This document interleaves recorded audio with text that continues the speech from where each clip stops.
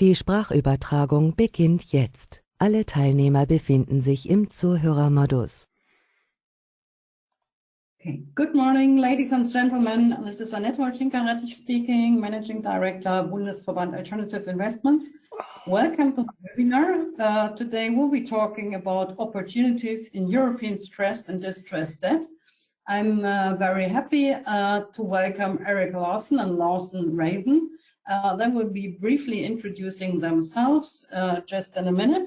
And I think especially in times like these, it's very important and it's going to be extremely interesting to learn more about distressed debt. So let's see how the presentation is going to look like, but it's going to be interesting, I'm sure of that. Before we do this, I would like to share this slide with you. Just, oops, doesn't work. Just to, sorry for this. Roland, next, please. Here we are. I would like to share this slide with you. It's announcing upcoming webinars within the next weeks. So there will be something on private equity secondaries, private equity co-investments, and also on microfinance. But later on, there will be also additional ones on private debt. So please keep yourself informed. Have a look on our webpage, or maybe you like to enroll for our mailings, then you will get all invitations whenever they come up. Yeah, hopefully you will be also in a position to join one of the next webinars. So in terms of distressed debt, I mean, this one from an investor's perspective, I would like to briefly discuss two slides. So this one is the first one, sectors that investors plan to target in 2020 due to the impact of COVID-19. So as you can see, it's 35% aiming to go for distressed debt. I think this is really interesting and at the same time surprising and not surprising. I mean, it's a niche, but still it's something number two after healthcare. So this already underpins the impact of and the importance of distressed debt. So we will also see this one more on the next slide. Next, please. Here, this one is commenting on private debt fund types targeted by private debt investors over the next 12 months. And this is compared from Q1 19 to Q2 20. And here you can see, compared to other private debt solutions, distressed debt is still very, very high, and a lot of people are aiming to invest in this asset class. Yeah, saying this, I would like maybe to also share the next slide. It's more from an asset manager's point of view, just to let you know magnitude, private debt funds in market by fund type, so number of funds and also aggregate capital targeted. And as you can see, the orange boxes are distressed debt, to just give you an idea of size and magnitude. So, but more than that, our today's presentators will outline all this in more detail. I'm very happy once again to welcome Eric and Lawrence, and I would like to hand over with these words.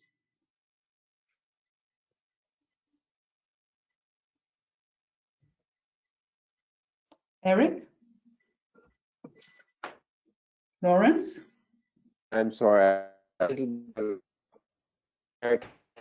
have a little bit of connection problem, so I hope you all can hear me well. So my name is Eric Larsen. I work for Alcentra as the co-head of the Special Sits team. And with me, I also have Lawrence Raven, who is the other co-head of the same business. So we will present to you today our views about the Special Sits pans out from here. The presentation is split into two halves, you can say. First part is about the market, and then so I will cover that, and then following that part, Lawrence will take you through how we look at approaching the market and how we think you do best in order to approach distress situations in Europe. First, though, I thought we'd give you a brief introduction to Alcentra to show you what we are as a business and how we've come to where we are today. So let me kick off with that. see if this works now. Moving the slides here. Just push the button once, or I will do it for you.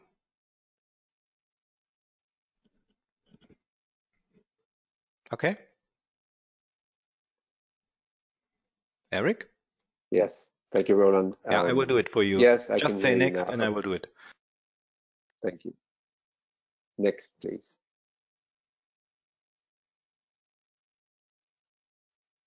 There we go. Okay, thank you, Roland. Then, so first, it's just an overview of Alcentra. Alcentra is a global sub-investment grade loan manager and bond manager. We have been around since 2002, and we're one of the largest at the moment in the space, managing about 40 billion globally. The weight is a little bit, as you can see on the bottom left chart here, towards Europe. We're also headquartered in London. This is where we began the business. We have investment offices in London, New York, and in Boston. The business has grown from a secured loan base. Originally, we were a CLO manager primarily. That has changed over time, and while secured loans is still a big part of our business, about 46%, credit alternatives have grown significantly, especially over the last few years. So in that segment, you have a big private direct lending business, about 11 billion. You have a big structured credit business, and you also find our business, a special situations business. So moving on to that one on the next slide. We are currently managing about one back, if we could please. The special situations business is currently managing about 1.5 billion of assets. So it's relatively small within the Alcentra space, but it's specifically set up that way in order to capture synergies next to the other businesses. So what we have that is a little bit unique with our business is that we sit so next to our colleagues on the loan and bond side that we can benefit from their business as sourcing from their sourcing capabilities, meaning that we have very good relationship with sell-side banks and advisors. We have great access to management teams and sponsors because Alcentra is such a large lender in many of the loan deals that we are invested in, and therefore when, for instance, Lawrence and I call up, we always get effectively a warm welcome as a primary lender. We also have a tremendous information edge. So at any given point in time, Alcentra will be invested in about 900 companies globally, 400 of those in Europe and about 500 in the US. And that means that we've gone through almost every single sub-investment grade issue in the loan and bond space over the last 17 years. That information, that library of information, is gold dust for us because we can tap into historical knowledge about all of these businesses. And then finally, we have a broad and very experienced team that we can tap in on the par and high yield bond side. The next slide illustrates that very well. So at the top of this slide, you have the dedicated special situations resources. It's a bit of a busy slide, but I'll explain it. So on the top, we have our investment committee with David Forbes Nixon is chairing it, who founded Alcentra in 2002. Graham Rainbow, who is our CIO, and myself and Lawrence. And then we have our dedicated team of analysts. So 8 analysts that only do special situations investing or distressed investing. We have now teamed up those analysts. If we could go back one slide again, please, thanks. We've teamed them up with analysts on the research side to the bottom left. So you can see the loan and the high yield bond analysts, they are sector specific. And so we have teamed up our panelists with one analyst on the loan and high yield bond side to tap into that industry specific knowledge that they have, and we then overlay the legal often and process driven knowledge that we possess in our team.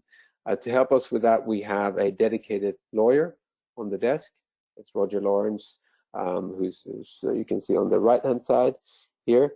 And that gives us a tremendous help when going through situations at an early stage. We also use for sourcing of opportunities outside of the syndicated space our colleagues on the direct lending side. They have a very wide team. It's geographically based, so that they have separate people covering different countries.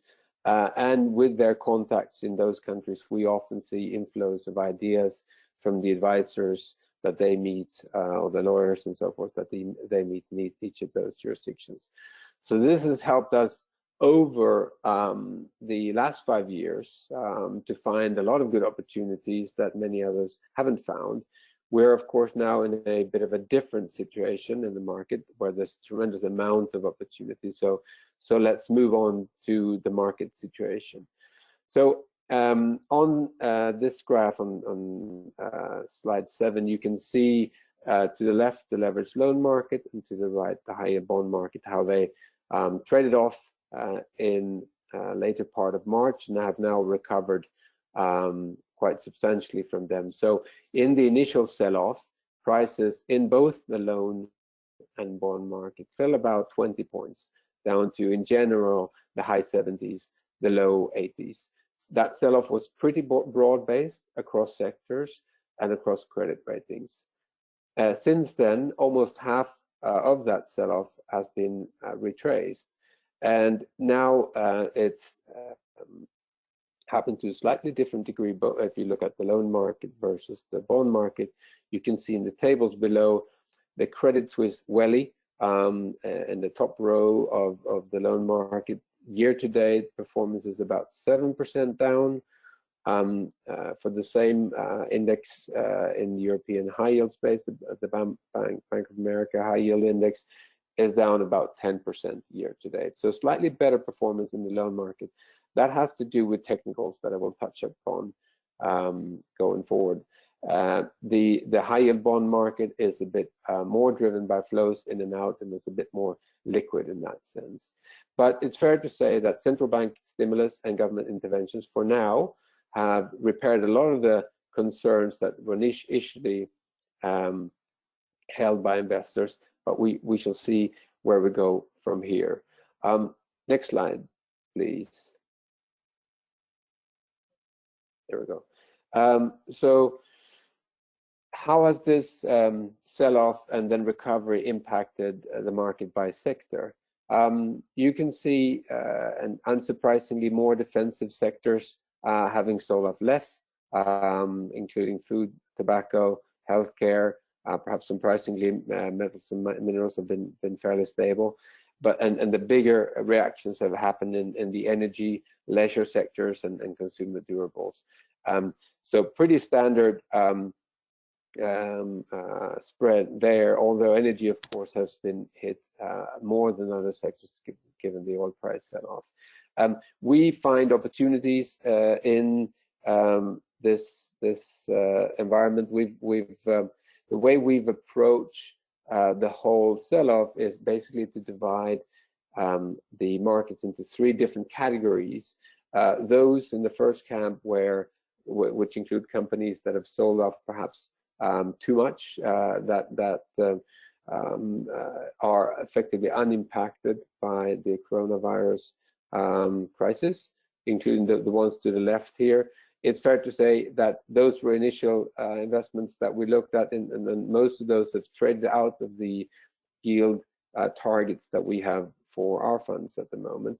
In that middle segment, we have a lot of companies where you will see some impact of the crisis, but generally companies that will manage through and will not need to see a balance sheet restructuring.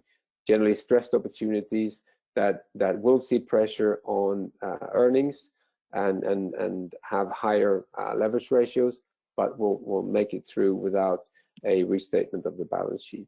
Then in the last category, you'll find these more heavier orientated sectors with heavier impact from the virus, including energy and leisure. In that part of the market, we so far have been quite cautious, and because there's so big amounts of uncertainty what's going to happen to those sectors. If we move on to the next slide, you'll see that there's also a difference in terms of how ratings or credits in different ratings buckets have performed. Clearly, better rated companies have performed better and recovered more. As you can see here to the left, the double B rated credits are down about 8% year to date, and triple C down about 17%. So in terms of yield pickup, there's about 350 basis points pickup in single B versus double B, and another 800 to 900 pips pickups in triple C. You can see on the right here the distress ratio is something we follow. How big share of the high yield bond market is trading below 80 cents? That is currently around 9%. It peaked at around 17–18% earlier this year. If we move on to next slide, we'll talk about what we think will be the themes going forward. So clearly, you will have seen the economic stats, and we are entering the deepest recession in living memory, and corporate balance sheets are starting to come under real pressure. We're only seeing that now as earnings flow through, and as companies in Q2 and Q3 will start to emerge from the government protection schemes that have been in place and so far. And that's when we're expect to see liquidity shortfalls to materialize and also default rates to go up. And as an indication of the difference between the recovery in the market and the underlying, you can just start looking at the rating stats. So if you take the three biggest rating agencies, S&P in the first quarter had 1 upgrade and 363 downgrades. Moody's similarly 5 upgrades, 171 downgrades. Fitch 17 upgrades versus 169. This depends a little bit. They concentrate on different sectors, but in general, we've seen a massive amount of downgrades, and we expect that to continue. As a result, we will have a high prevalence of fallen angels, and that's already started. Fallen angels, investment grade credits that trade down into high yield or to leveraged loan space. There have been 45 billion fallen angels trading into the high yield space at the moment, and analysts forecast that these numbers will exceed 100 billion for the year. So that is supply coming into the high yield bond market. In addition to that, we've seen just now the primary bond and loan market is starting to pick up. So that's happened earlier in the US, where there's been quite a lot of issuance now in May, happening slowly, more slowly so in Europe, but certainly picking up now. So if you add these three impacts together, the downgrades, the inflow from new credits, and the primary market picking up, there are some technical factors that make us believe that we'll see some weakness going forward. Those technical factors are things like the CLO managers' OC test will break effectively. They will have too much triple C in their portfolios. They will need to trim that exposure, so effectively selling that lower rated risk. Secondly, the higher prevalence of investment grade credits, so usually better quality companies, of course, will allow managers to swap into those to the benefit of those versus lower rated credits. And then finally, the primary supply will also divert capital away from the secondary market.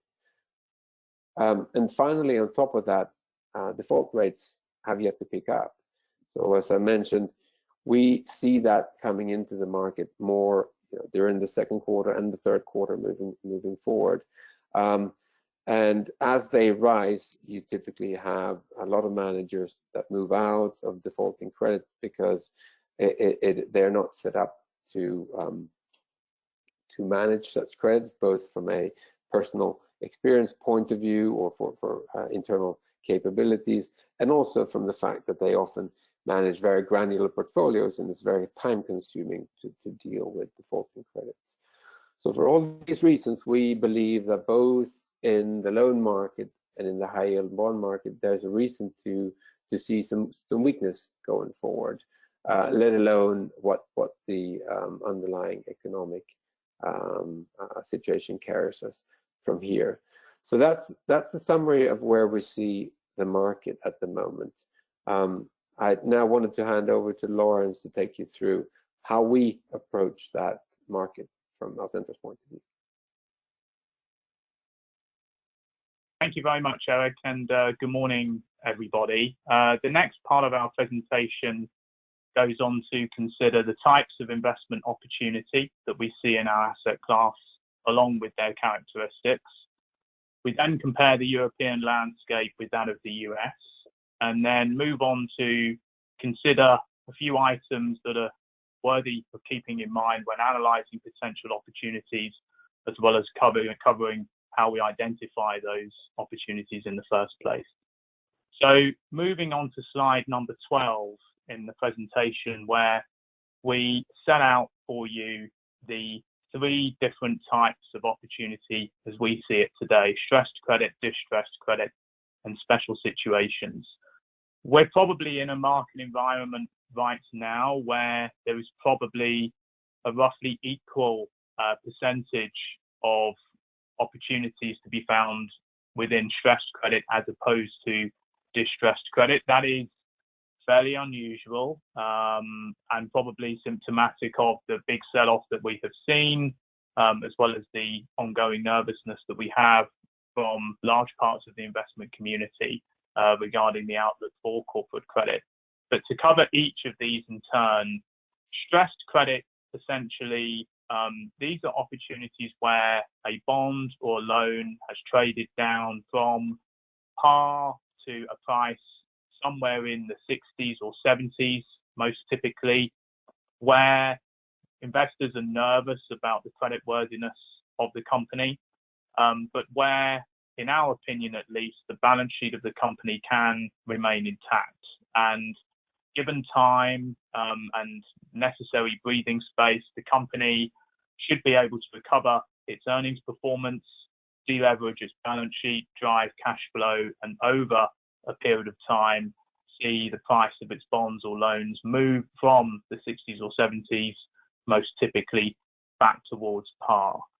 So in those situations, the investor garners a pretty healthy current yield, often in the mid to high single-digit percentage context, but also benefits from capital appreciation as that bond or loan rises in price. And so from an IRR perspective, particularly, these can be very interesting opportunities. They compare with distressed credit opportunities where the balance sheet is not likely to remain intact. A balance sheet recapitalization is very likely going to be required. And so the investor is buying senior secured debt, most typically in the company, going through a workout process in one or more jurisdictions as applicable. We'll move on in a minute to talk about that in a little more detail. And then they are being given new debt, but also a share of the equity in the business once that balance sheet recapitalization has been completed. Now, the characteristics of these investments can be a little bit different to those found in stressed credit. They typically tend to be longer term opportunities, often taking 2, 3, 4, 5 years to play out. Clearly, the components of the investor's return are a little bit different. There is some degree of running yield, but most of the upside is coming from the capital gain on new debt instruments, as well as the equity upside that the investor is potentially able to make. Also, of course, with ownership comes a number of other disciplines that the investor needs to think about. But these are, by their nature, potentially extremely lucrative opportunities because the investor, of course, is garnering the opportunity to acquire the company probably at a very distressed valuation, And if the investor makes the right call and believes that the company can be turned around, then by garnering that equity stake, they can receive considerable upside. And then the final category, special situations, another word we could have used is miscellaneous a little bit. You will see a number of different types of situation within this particular category. I think right now of particular interest are the new money opportunities that are starting to tick up in number, companies that require access to liquidity at very short notice, incumbent lenders potentially not able to support their credit risk, and therefore being willing to allow new creditors to enter the capital structure, often on a super senior basis. In other words, the most senior creditor first in line to be prepaid. And at times like this, the coupons and the all-in return opportunity for such new money provider can be very attractive indeed. And so that is another focus for investors in our asset class. Moving on to slide 13, we outline a number of considerations or characteristics that one tends to find, especially when investing in stress and distressed credit, in a European context. I don't propose to go through all of these. I think it's probably worth touching on a couple though, particularly the size of balance sheets and size of capital structures that you tend to see in the European market and what that means for supply and demand and the competition for assets. Many European sub-investment grade issuers are, of course, leveraged buyouts. And it's quite typical, particularly in the leveraged loan market, for term loan transactions to be sized anywhere between 200 and 500 million euros. Of course, there are many transactions that fall into a larger category than that, but over the last 3 to 4 years, we have seen quite a significant number of deals of that sort of size. That can be quite interesting from a stress and distressed investor standpoint, because the ability to invest in those particular deals can mean that less competition is found on the demand side, as many of the bigger players in global distressed credit often need to focus on capital structures that are sized north of $1 billion or euros, simply because they need to have the ability to put a certain amount of capital to work in any particular situation. Therefore, for managers that perhaps don't run multiple billions in the asset class and therefore have the ability to be a little bit more nimble and look at balance sheets that are still quite sizable but not necessarily the very biggest, that can mean, as I said, less competition, but also arguably more deals to look at, because the majority by number of deals that are found in the European leveraged finance market at least will be sized below that 1 billion threshold. Another question we often get asked by people is, do you prefer to be a lead investor?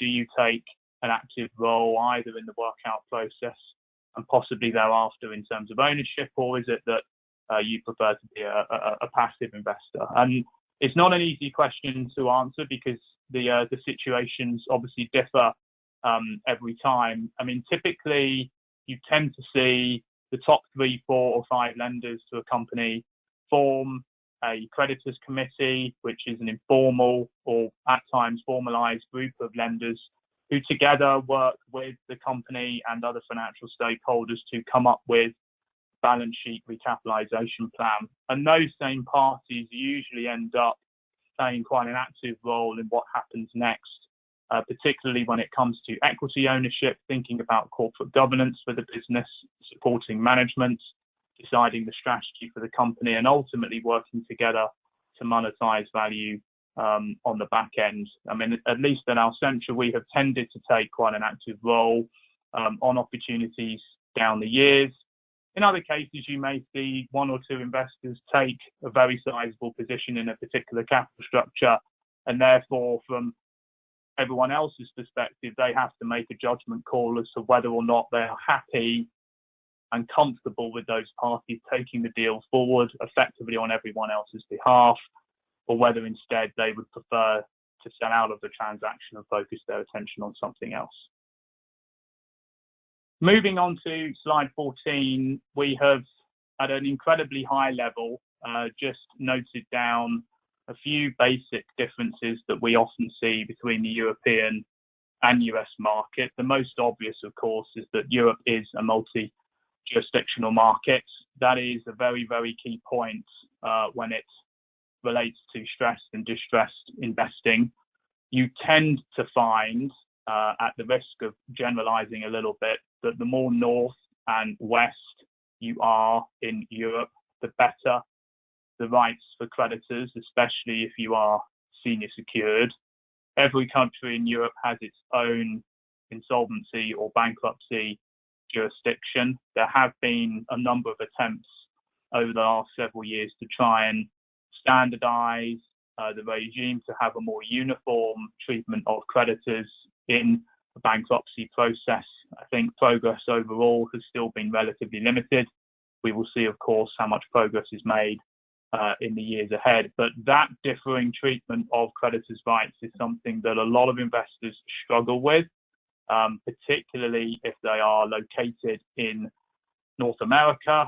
And often you find a lot of North American investors trying to do a bit of a compare and contrast to the Chapter 11 regime that they, of course, are very, very familiar with, which is now, very, very well understood, works generally very, very well. It tends to be at times a little expensive to implement, but that is a factor that is, very, very important in terms of the credit analysis, trying to understand how your claims will be treated, whether or not you face any risk of impairment, or whether instead you can enforce over your security and protect your upside. And it has, at least for me, down the years, been quite fascinating to see the breadth and also the variety of understanding, by market investment professionals on that particular topic. The public versus private item is also quite an important one, because the European market still is, to a large degree, a private market, particularly in leveraged loans. In other words, access to information on companies, as well as access to the finance documentation that governs the loan agreement, is not something that's publicly available. Lenders need to sign into an NDA or confidentiality agreement, and at other times, indeed, need to be a lender of record in order to obtain access to the necessary documentation. That, of course, creates barriers to entry. And again, when markets are volatile, as we've seen over the last couple of months or so, it can mean that there is a bit of a time delay when it comes to investors being able to get up to speed and underwrite a credit. And so those that have the information already are in a much better position to react much quicker. Different situation in the US tends to be a bit more of a public market, more even playing field. Access to information is therefore easier, and therefore the market arguably prices risk a bit more efficiently as compared with Europe. So the supply and demand technical has also, historically at least, been a little bit different. The European market for many years was dominated by banks. Proprietary investment desks of banks were the main source of demand for assets. Not so much the case in the US, more diversified, buying base, more mature market, therefore not as impacted by the trend that we've seen over the last 10 years of banks stepping away from the stress and distress market, something that is still a legacy item when it comes to the European space. And that in turn is reflected in the manager focus as well. Comparatively speaking, there are not as many dedicated European managers versus in the US, where you do find a very large and mature buying base for assets. So moving to slide 15, where we have noted a number of items to consider when analysing a potential opportunity. I don't propose to go through all of these, just we'll touch on a few at a high level, and we've split them by commercial as well as technical considerations. But just looking at the first one, where we've noted how does the business make money, It sounds like an incredibly basic question to ask, and one which many would think incumbent investors would already well understand, but you often do become quite surprised at how little really investors know about the revenue base as well as the cost base of a business. You know, how does the company that they are looking at win business? How diversified are the customers? On what basis is custom won? You know, what detail does the investor have about the contracts and the means by which the company either keeps its existing business or wins new business? What is the cost base? To what extent does the investor have a detailed understanding, etc., etc.? There is often only limited disclosure given to investors at the time of entering a new loan, and management teams are often quite guarded about the amount of information that they are willing to share with lenders. And when, of course, companies are underperforming, these types of issues can be very, very important for people to understand. That relates to the second item regarding due diligence. Often investors only see either monthly or quarterly accounts from a company. It might be accompanied by a conference call or potentially the ability to meet the management team once or twice or maybe 3 times a year. Clearly, it is very difficult to know everything there is to know about a business when the disclosures are still that limited. How long an investment will take to play out is also, of course, very, very important. Things can go wrong. The unpredictable can happen. Often when the due diligence is being done on investments, you can't always discover every important value driver. And so making sure that you do have a margin of safety, both in terms of the amount of time you have in order to allow for the investment to play out, but also having adequate downside protection just in case things can go wrong, is very, very important. And then just finally on the commercial side, an item that a lot of investors don't really think about, but which they really should, particularly, of course, when looking at distressed opportunities. If an investor becomes an owner of a company, is it set up to actually undertake that role properly and professionally? Being an owner is very, very different from being a lender. Many investors often think about ownership towards the end of balance sheet recapitalization, but that's something that really does need to be given very careful consideration. And then just on the right-hand side, we have a number of technical considerations. Transfer restrictions can be very important. The European loan market has something called a whitelist, which does sometimes prevent the free transferability of loans. So some parties are specifically prohibited from buying into transactions that can have a very, very important impact on liquidity. Of course, if you do appear on a whitelist, you obviously benefit from the fact that some of your competitors may not be able to buy in. The fifth bullet down on value leakage is also something that, again, many people overlook.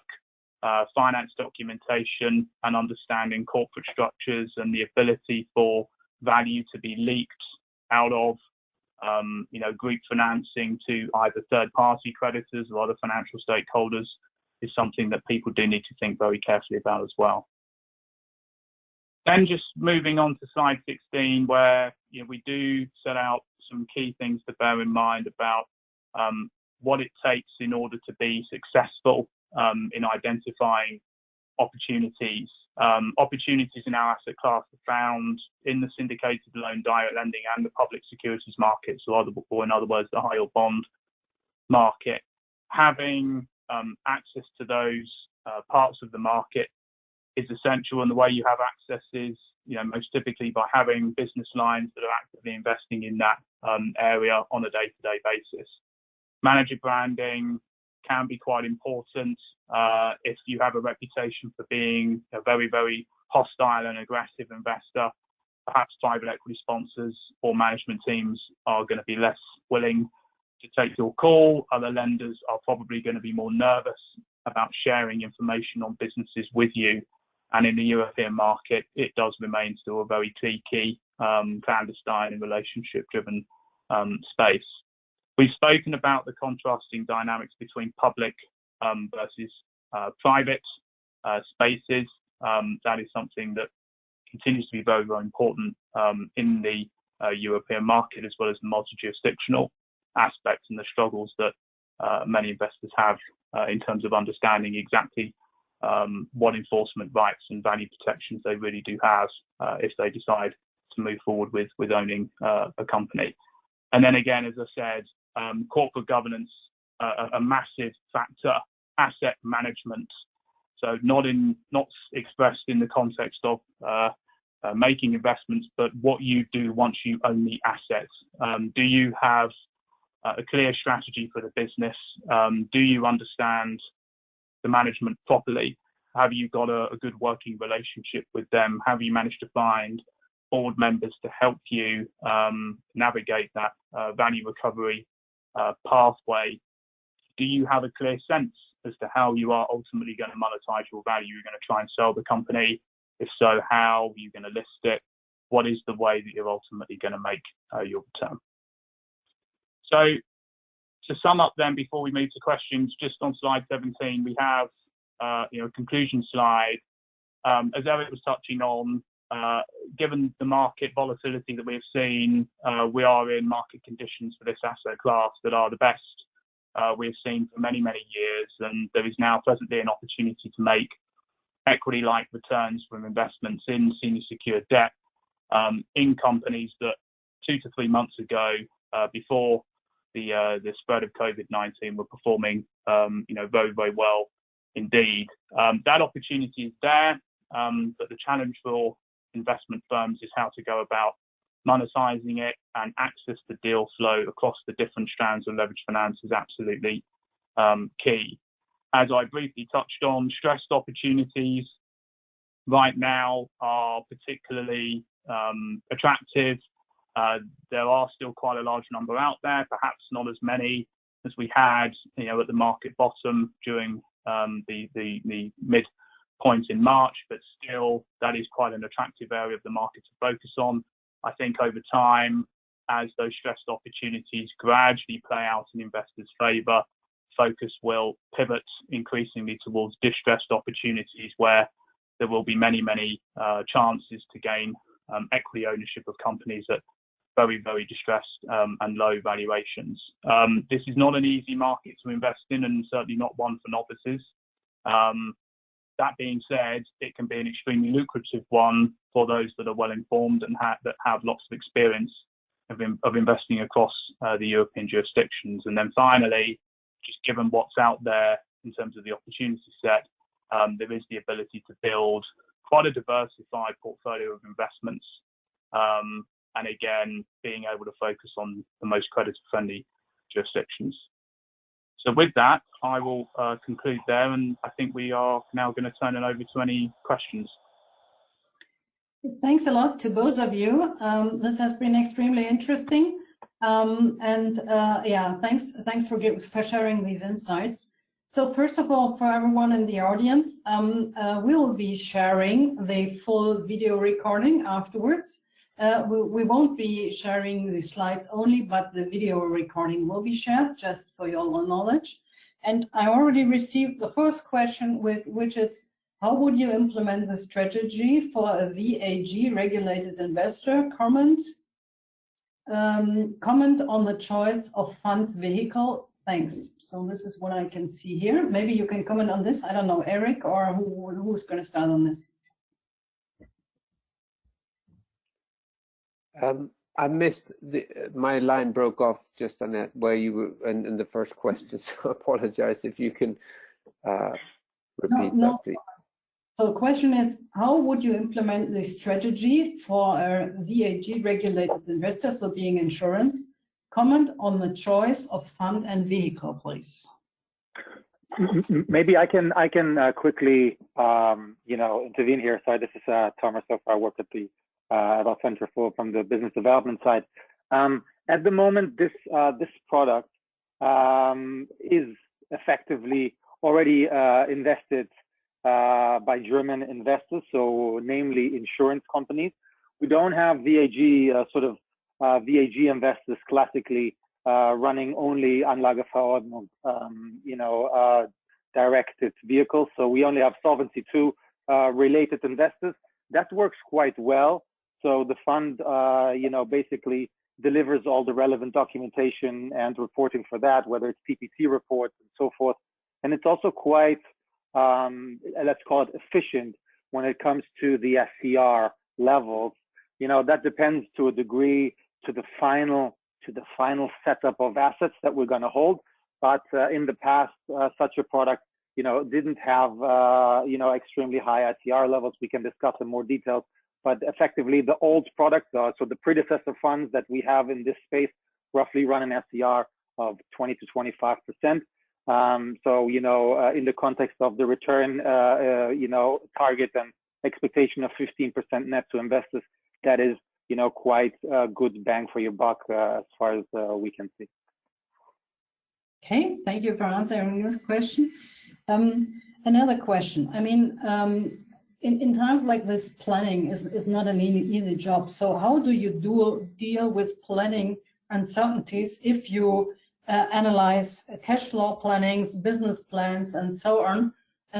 Because it's even more difficult than in other times these days. So how do you deal with these uncertainties? Yeah, I can answer that. We work with scenarios often, and the way we set it up is, in the current, using the current environment as an example, we often look for a very, very downside scenario to see what happens. What if, to take a leisure company, for instance, if they don't have any business throughout 2020, indeed moving into. Sorry, we can't hear you anymore. Yeah. Could you please repeat? Hello? Sorry, we can't hear you. Yeah. We appear to have lost Eric, but maybe I'll take over for this question. Maybe I'll take over for this question. So what Eric was explaining was we do run downside scenarios for investments and underwrite risk on a very, very conservative basis. And the example Eric was giving of leisure companies that probably in many cases for this year will not see any revenue or very limited revenue, is a good case in point. And we will stress test cost structures, cash flow, and therefore balance sheets and capital structures to see whether or not those businesses can withstand very, very difficult trading conditions for a very long period of time. And if we find through that analysis that businesses cannot withstand, that sort of stress, well, then we ask ourselves the question, well, what will happen next? Would this mean that the company needs to raise liquidity? If so, who will provide the liquidity and on what terms? What would this mean for a senior secured investor in that capital structure?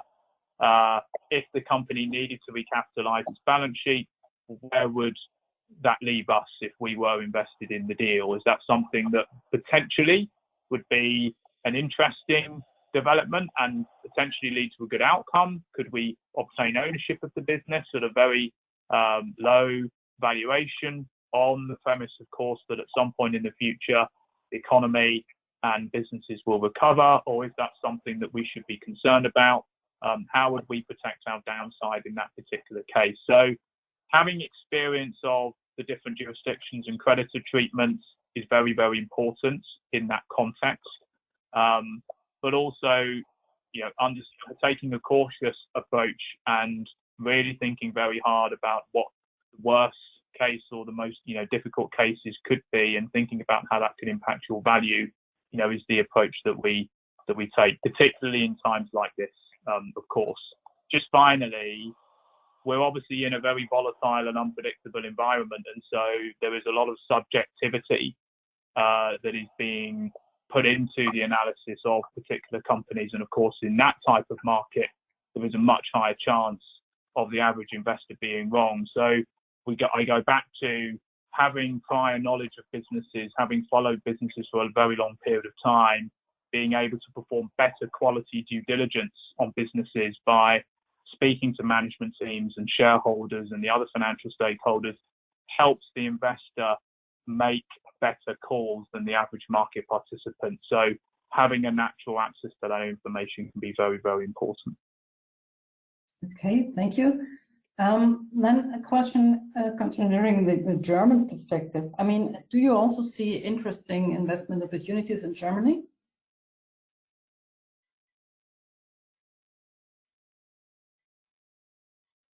Eric, do you want to take that? Yeah, I'll try to see if it works. Yes, absolutely we do. We had actually already before this crisis kicked off seen an increase in opportunities in Germany. That's driven by then a slight slowdown in the export-driven sectors, which are dominating, of course, the economy. And we expect that to continue very much this year. There are, of course, sectors that are very strong in Germany that may well have a difficult time now. I'm thinking particularly of the automotive sector, for instance. So we see a very ample supply of opportunities in the German market, as well as in the core European economies, meaning the UK, France, and Netherlands and Scandinavia. Okay, thanks. And talking about stressed, distressed, and special situations, are there any limits in terms of size, being an upper or a downward limit in terms of size of the companies you're investing in? We don't have any. Yep, go ahead, Lawrence. Not as such. You know, I think particularly when it comes to distressed investing, the size of the capital structure in turn will have a bit of a bearing on what percentage of the deal any single investor may or may not be able to purchase, given, you know, especially having to account for how much capital that individual investor is running. And that in turn may have a bearing on the extent to which they want to be or can be an active investor as opposed to a passive one. And that was one of the topics I was talking about when we were covering the slide. For stressed opportunities, you know, one of the benefits, of course, of slightly larger capital structures is they're going to be, on average, more liquid, you would expect, versus the smaller ones. You do tend to find anyway that stress deals are a bit more liquid because no defaults has happened.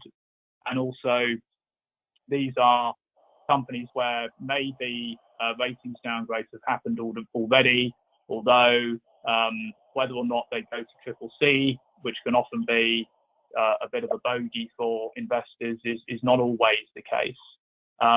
So I wouldn't say the size of the deal in of itself has a direct impact necessarily on you know, how we think about relative value and the opportunities, but it is, you know, something that we are considering in the background and can have an indirect impact, particularly on market liquidity, but also then thinking further ahead about whether you want to be an active investor in a deal or not.